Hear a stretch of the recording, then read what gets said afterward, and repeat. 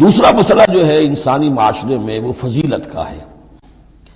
اب ظاہر بات ہے کہ تمام انسانوں کو ایک جیسا تو نہیں بنایا ہے اللہ نے، کسی کو خوبصورت بنا دیا، کسی کو بدصورت بنا دیا، کسی کا قد اونچا ہے، کوئی ٹھگنے قد کا ہے، لوگ اس پر ہنستے ہیں، یا کسی کو مرد بنا دیا، کسی کو عورت بنا دیا۔ اب عورت اپنے اندر ہی اندر کڑھتی رہے مجھے عورت کیوں بنایا، اس کا حاصل کیا ہوگا؟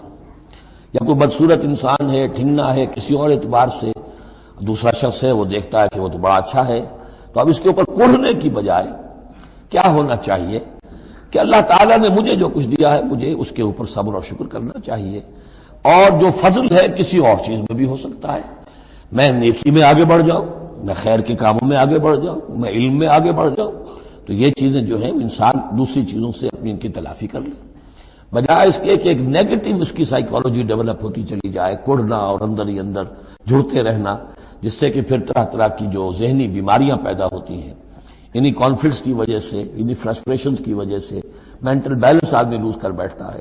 تو اس کی بجائے دیکھیے کس قدر عمدہ تعلیم دی جا رہی ہے، وَلَا تَتَمَنَّوْا مَا فَضَّلَ اللَّهُ بِهِ بَعْضَكُمْ عَلَىٰ بَعْضٍ، اور تمنا نہ کیا کرو اس شے کی کہ جس کے ذریعے سے اللہ نے تم میں سے بعض کو بعض پر فضیلت دے دی ہے۔ اب اللہ کی دی ہوئی فضیلت ہے، اس میں آپ تمنا کریں، اور دوسری طرف یہ کہ اس میں حسرت ہو جائے۔ اب اس میں خاص طور پر جو مسئلہ ہے انسانوں میں، جو آج کا سب سے بڑا مسئلہ ہے دنیا میں، جیسا کہ میں نے بتایا ایکسپلائٹ کیا جا رہا ہے، مساوات مرد و زن۔ اب یہ بھی ایک فضیلت ہے، کسی کو اللہ نے مرد بنایا، کسی کو عورت بنایا۔ اب پہلی بات یہ بتائی جا رہی ہے للرجال نصیب مما اکتسبوا، مردوں کے لیے حصہ ہے اس میں سے کہ جو وہ کمائیں گے، وللنساء نصیب مما اکتسبن، اور عورتوں کے لیے حصہ ہے اس میں سے جو وہ کمائیں گی۔ یعنی جہاں تک نیکیوں کا معاملہ ہے، بدیوں کا معاملہ ہے، خیرات کا معاملہ ہے، حسنات کا معاملہ ہے یا سیئات کا معاملہ ہے، اس میں بالکل ایکویلٹی ہے۔ مرد نے نیکی کمائی اس کے لیے، عورت نے نیکی کمائی اس کے لیے، اس میں برابری ہے۔ عورت نیکی میں مرد سے آگے نکل جائے، اتنے مرد ہوں گے کروڑوں کہ جو رش کریں گے حضرت خدیجہ کی کے مقام پر، کہ جو ان کا نمایاں ہوگا قیامت کے دن، یا حضرت عائشہ یا حضرت فاطمہ کا مقام، تو وہ عورتیں تھیں اور مرد ہوں گے بڑے بڑے، لیکن یہ کہ ان کی خاک کو بھی نہیں پہنچ سکیں گے۔ تو یہ ہے کہ اس میں تسلیم کرے آدمی، تسلیم و رضا، کہ جو بھی اللہ نے مجھے بنا دیا اور مجھے دیا ہے، اب مجھے اس میں بہتر سے بہتر کرنا ہے۔ یہ میرا شاکلہ تو اللہ کی طرف سے آ گیا ہے، کل یعمل علی شاکلتہ، اور جو ہم پڑھ چکے سورہ بقرہ میں کہ لا یکلف اللہ نفسا الا وسعہا، وسع جو ہے وہ اللہ نے بنا دی ہے۔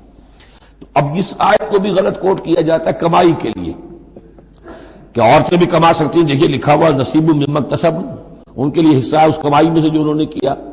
اچھا، کمائی سے مراد یہ سمجھ لیجئے قرآن مجید میں صرف ایک جگہ ایسی ہے سورہ بقرہ میں جو ہم پڑھ چکے ہیں، جہاں کسب کا لفظ آیا ہے معاشی جد و جہد اور معاشی کمائی کے لیے۔ باقی پورے قرآن میں کسب آتا ہے اعمال کے لیے، کسب حسنات، کسب سیئات، بدیاں کمانا، بھلائیاں کمانا، کسب اس کے لیے۔ اور دلیل اس کی یہاں کیا ہے، مما اکتسبنا نصیب۔ اگر تو ایک عورت نے کمائی کی ہے، تنخواہ 10,000 کی ہے، تو 10,000 میں سے 2,000 تو نہیں ملے گا اسے، باقی 8,000 شارٹ لے جائے گا۔ تو نصیب مما اکتسبن نہیں ہے وہ، تو اگر کسی کے واقعی کوئی کام کرتی ہے خاتون، اگر کوئی اس میں حرام پہلو نہیں ہے، پیشہ جو ہے وہ بھی شریفانہ ہے، اس میں جو بھی آداب ہیں پردے کے، سطر کے، حجاب کے، وہ بھی ملحوظ رکھے ہوئے، ٹھیک ہے، تو جو کمائی اس کی پوری اس کی ہوگی، اس کا حصہ تو نہیں ہوگا۔ اعمال میں البتہ آیا ہے کہ اعمال میں جو ہے مختلف اعمال کے مراتب ہوتے ہیں، کتنا خلوص نیت کتنا تھا، آداب کتنے ملحوظ رکھے، یہ ہم سورہ بقرہ میں حج کے ذکر میں بھی پڑھ چکے ہیں کہ ان لوگوں کے لیے بھی نصیب مما کسبوا، جو انہوں نے کمایا ہوگا اس میں سے حصہ ملے گا۔ تو یہاں پر یہ نیکی اور بدیوں کا تذکرہ ہے، یعنی جہاں تک مورل لیول ہے اس میں عورت اور مرد برابر ہے، ہیومن ڈگنیٹی، ہیومن آنر اس میں برابر ہے، مورل لا برابر ہے۔ لیکن یہ ہے کہ باقی جو معاشرتی ذمہ داریاں ہیں اور ان کے حوالے سے جو تقسیم کار اللہ نے رکھی ہے، اس کے اعتبار سے فرق ہے۔ اب اس فرق کے ساتھ اگر عورت ریکنسائل نہ کرے اور وہ کڑتی رہے اور مرد کے بالکل برابر ہونے کی کوشش کرے، تو فساد کا سارا معاملہ جو ہے اس معاشرے کا، وہ فساد کے نظر ہو جائے گا۔ وَاسْأَلُوا اللَّهَ مِنْ فَضْلِهِ، اور اللہ سے اس کا فضل تلاش کرو۔ اے اللہ تو نے مجھے اس معاملے میں کم رکھ دیا ہے، اے اللہ مجھے اس معاملے کے اندر تو مجھے ہمت دے، میں ترقی کروں۔ تو اللہ تعالیٰ بہت سے لوگوں کو کسی اور پہلو سے نمایاں کر دیتا ہے۔ ان اللہ کان بکل شیء علیما، یقیناً اللہ تعالیٰ ہر شے کا علم رکھتا ہے۔ وَلِكُلٍّ جَعَلْنَا مَوَالِيَ مِمَّا تَرَكَ الْوَالِدَانِ وَالْأَقْرَبُونَ۔ اب آخر میں پھر ایک مرتبہ جو ہے قانون وراثت کی اہمیت کو دیکھیے، اور ہر ایک کے لیے ہم نے مقرر کر دیے ہیں حصے وراثت میں جو بھی چھوڑتے ہیں والدین یا رشتہ دار۔ وَالَّذِينَ عَقَدَتْ أَيْمَانُكُمْ، ایک نیا مسئلہ یہ پیدا ہو گیا تھا کہ ایک دوستی ہوتی ہے، بھائی چارہ ہوتا ہے، یا مدینے میں حضور نے مسلمانوں کو بھائی بھائی بنا دیا تھا، ایک انصاری ایک مہاجر بھائی، تو کیا ان کا وراثت میں حصہ ہے؟ نہیں، یہ وراثت میں حصہ منہ بولے بھائیوں کا نہیں ہے، منہ بولے بیٹے کی کوئی حیثیت نہیں شریعت میں، منہ بولے بھائی کا کوئی حصہ نہیں ہے۔ ہاں اپنی زندگی میں تم نے والذین عقدت ایمانکم، جن کے ساتھ تمہارا کوئی معاہدہ ہوا ہے، کوئی دوستی ہوئی ہے، فآتوہم نصیبہم، انہیں ان کا حصہ دے دیا کرو، یعنی اپنی زندگی میں ان کے ساتھ جو بھلائی کرنا چاہو، کوئی ہبہ کرنا چاہو اپنی وراثت میں سے بھی، اپنی وراثت میں سے وصیت کرنا چاہو، یہ کر سکتے ہو، لیکن جو کہ قانون وراثت میں طے ہو گیا ہے، لا وصیت لوارث، پھر وارث کے لیے کوئی وصیت بھی نہیں، اور وہ یہ کہ بہرحال وراثت میں حقدار کوئی اور نہیں ہوگا سوائے اس کے کہ جس کو اللہ نے مقرر کر دیا ہے۔ ان اللہ کان علی کل شیء شہیدا، یقیناً اللہ تعالی ہر چیز پر گواہ ہے۔ اب آئی ہے وہ آیت اصل میں کانٹے دار آیت جو ہے، جو عورتوں کی حلق سے بہت مشکل سے اترتی ہے، کانٹا بن کر اٹک جاتی ہے۔ الرجال قوامون علی النساء، یہ تمہید تھی ساری، ایک سورہ بقرہ میں تمہید آ چکی تھی، علیہن لہن مثل الذی علیہن بالمعروف وللرجال علیہن درجہ، یہ کہہ کے بات چھوڑ دی۔ آگے آئے لا تتمنوا ما فضل اللہ بعضهم علی بعض، اور مزید اس کے لیے ذہنی جو ہے تیاری کر دی۔ اب آ رہی ہے وہ چیز جو چبھنے والی چیز ہے۔ الرجال قوامون علی النساء، مرد عورتوں پر حاکم ہے۔ یہ میں ترجمہ زور دے کر رہا ہوں۔ یہ قامہ جو ہے، قامہ جب علا کے ساتھ آئے گا تو کچھ اور معنی ہوں گے، قامہ بے کے ساتھ آئے گا کچھ اور معنی ہوں گے۔ قامہ بے کسی شے کو قائم کرنا، کونوا قوامین بالقسط، اسی سورہ مبارکہ میں آیت آ جائے گی، کونوا قوامین بالقسط، عدل کو قائم کرنے والے بن کر کھڑے ہو جاؤ۔ قامہ علا، کسی کے اوپر سر پر مسلط ہونا، یہ ہے گویا کہ ایک درجہ حاکمیت ہے۔ گھر کے ادارے میں حاکم ہونے کی حیثیت مرد کو حاصل ہے۔ سربراہ خاندان جو ہے وہ مرد ہے، عورت نہیں ہے۔ عورت کو بہرحال اس کے ساتھ ایک وزیر کی حیثیت سے کام کرنا ہے، یہ ہے اس کا اصل رول۔ اسی لیے میں بیان کر چکا ہوں کہ وہ جو نسیان کا معاملہ تھا، اللہ تعالیٰ نے اس کے اندر چونکہ یہ سیکنڈ رول پلے کرنا ہے اسے یقیناً اس کے جذبات کو زیادہ ٹھیس پہنچنے کا امکان رہے گا۔ آدمی کو ہر انسان، مرد بھی چاہتا ہے میری بات چلے، عورت چاہتی ہے میری بات چلے۔ اب آخر کار کس کی بات چلے گی؟ یا تو دونوں کسی طریقے سے کسی مسئلے میں متفق ہو جائیں، اور عورت جو ہے بیوی اپنے شوہر کو دلیل سے، اپیل سے جس طرح قائل کر لے تو معاملہ ٹھیک ہو گیا۔ اب اگر نہیں ہو رہا معاملہ تو اب کس کی رائے چلے گی؟ مرد کی رائے چلے گی۔ تو کس کو اس سے ایک صدمہ پہنچے گا؟ عورت کو پہنچے گا۔ لیکن اس صدمے کا ہی جو ہے انفلوئنس، اس کو کم کرنے کے لیے سیفٹی والو، نسیان کا مادہ اللہ تعالیٰ نے عورت میں زیادہ رکھ دیا۔ اسی لیے پھر اس قانون شہادت کے اندر ایک مرد کی جگہ 2 عورتوں کو وہاں پر اس کا نصاب رکھا گیا۔ الرجال قوامون علی النساء بما فضل اللہ بعضهم علی بعض۔ اب یہ دوسری بات ہے کہ اگر وہ شوہر حاکم ہو کر ظلم کرتا ہے، ان کے حق ادا نہیں کرتا ہے، تو اللہ کے یہاں بڑی سخت پکڑ ہوگی۔ یہ تو دوسری بات ہے بالکل، لیکن یہ کہ جو قانون ہے اسلام کا وہ یہی ہے کہ یہ اختیار دیا گیا، اب آپ اس اختیار کا غلط استعمال کر رہے ہیں، آپ اس کو ظلم کا ذریعہ بنا رہے ہیں، تو اس کی سزا اللہ تعالیٰ کے ہاں آپ کو مل جائے گی۔ بما فضل اللہ بعضهم علی بعض، بسبب اس فضیلت کے جو اللہ نے بعض کو بعض پر دی ہے، وبما انفقوا من اموالہم، اور بسبب اس کے کہ جو وہ خرچ کرتے ہیں اپنے مال۔ اب دیکھیے یہ خرچ کرنے کا معاملہ اسلام میں شادی سے شروع ہو گیا۔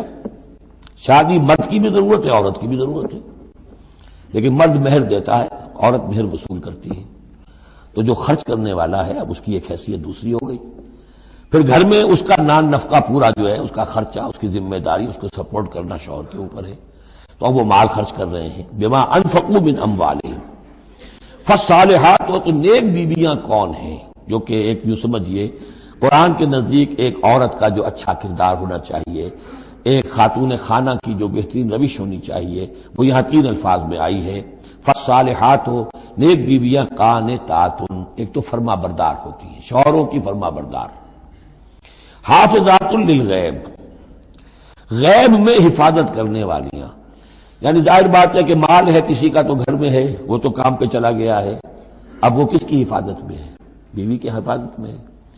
اسی طرح اب بیوی کی جو عصمت ہے وہ در حقیقت مرد کی عزت ہے، اب وہ اس کی عزت کی حفاظت کرے اس کی غیر موجودگی میں۔ اسی طرح مرد کے راز ہوتے ہیں، سب سے زیادہ بڑھ کر جو ہے رازدان وہ تو بیوی ہوتی ہے۔ تو تین اعتبارات سے حافظات للغیب، حافظات للغیب، غیب میں حفاظت کرنے والیاں، حفاظت کرنے والیاں شوہر کے مال کی، شوہر کے رازوں کی اور شوہر کی عزت کی۔ بما حفظ اللہ، اللہ کی حفاظت سے، حفاظت ہے تو اللہ کی، لیکن جیسے رازق اللہ ہے لیکن کام تو انسان کو کرنا پڑتا ہے، رزق کمانا پڑتا ہے۔ واللاتی تخافون نشوزہن، اور وہ خواتین کے جن کے بارے میں تمہیں اندیشہ ہو جائے ان کے اندر سرکشی کا، ضد ہے، ہٹ دھرمی ہے، بات نہیں مان رہی ہیں، اپنی بات منوانی ہے، کسی نہ کسی طریقے سے گھر کی فضا خراب کی ہوئی ہے، یہ ہے نشوز۔ ذہناً تسلیم نہ کرنا کہ میری حیثیت جو ہے وہ بہرحال شوہر کے تابع دار کی ہے، اس کو اگر تسلیم نہیں کریں گے تو ظاہر بات ہے فرکشن ہوگی، اور فرکشن جو ہے اس کے نتیجے کے اندر وہ گھر کے اندر جو ہے وہ ایک فساد پیدا ہوگا۔ واللاتی تخافون نشوزہن فعظوہن، تو ان کو پہلے تو نصیحت کرو، واہجروہن فی المضاجع، دوسرے تنبیہ کے طور پر ان سے تعلق اپنے بستر علیحدہ کر لو اور ان کے ساتھ وہ تعلق ضرب و شو جو ہے کچھ عرصے کے لیے بند کر دو۔ وَاضْرِبُوهُنَّ، اس پر بھی ٹھیک نہ ہو تو انہیں مارنے کی بھی اجازت ہے۔ اس میں حضور نے جو روکا ہے وہ یہ ہے کہ چہرے پر نہ مارا جائے اور کوئی ایسی مار نہ ہو جس کا مستقل نشان جسم پر پڑے۔ اب یہ چیزیں اللہ کا کلام ہے، اس کے اندر جو ہے کوئی ہمارے لیے کوئی جھجک نہیں ہے، معاشرتی زندگی کو ٹھیک رکھنے کے لیے اس کی ضرورت پیش آئے تو وہ بھی کرنی ہوتی ہے۔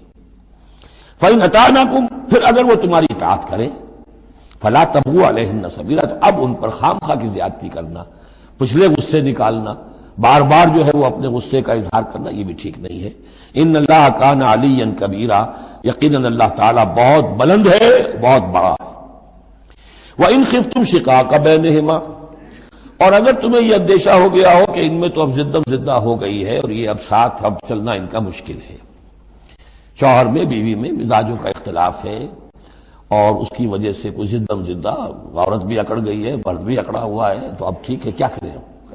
تو اس میں ایک کوشش کرنے کا حکم دیا پہلے، فَبَعْثُوا حَكَمًا مِّنْ أَهْلِهِ وَحَكَمًا مِّنْ أَهْلِهَا، تو ایک حکم مقرر کرو ثالث، لڑکے والوں میں سے، شوہر والوں میں سے، شوہر کے خاندان میں سے، اور ایک حکم جو ہے اس عورت یا لڑکی کے خاندان والوں میں سے۔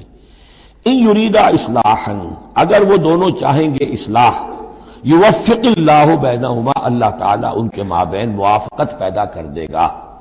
لیکن ان یریدا میں مراد دونوں ہو سکتے ہیں، یعنی ایک تو یہ کہ اگر واقعتاً شوہر اور بیوی جو ہے چاہتے ہیں کہ موافقت ہو جائے، ہوتا ایسا ہے کسی وقت جو ہے وہ نفسیاتی گرہ ایسی بن جاتی ہے کہ وہ بھی چاہتا ہے کہ معاملہ درست ہو جائے، وہ بھی چاہتی ہے کہ درست ہو جائے، لیکن اب یہ کہ اب اس میں گرہ ایسی پڑ گئی ہے، مقطع میں آپ پڑھی ہے سکون دسترانہ بات، کہ اب اس میں کسی طریقے سے مسئلہ حل نہیں ہو رہا، تو حکمین آ جائیں گے تو وہ بات کو گرہ کھولیں گے، ادھر سے کچھ سنیں گے، ادھر سے سنیں گے، کچھ اس کی وضاحت ہوگی، ادھر کی وضاحت ہوگی تو ہو جائے گا۔ اور ایک یہ بھی ہو سکتا ہے کہ اس سے مراد حکمین ہو، کہ اگر حکمین پوری سی کوشش کریں گے تو اللہ تعالیٰ ان کے مابین موافقت پیدا کر سکتا ہے۔ میرا رجحان پہلی رائے کی طرف زیادہ ہے۔ ان اللہ کان علیما خبیرا، یقینا اللہ تعالیٰ بہت علیم اور خبیر ہے۔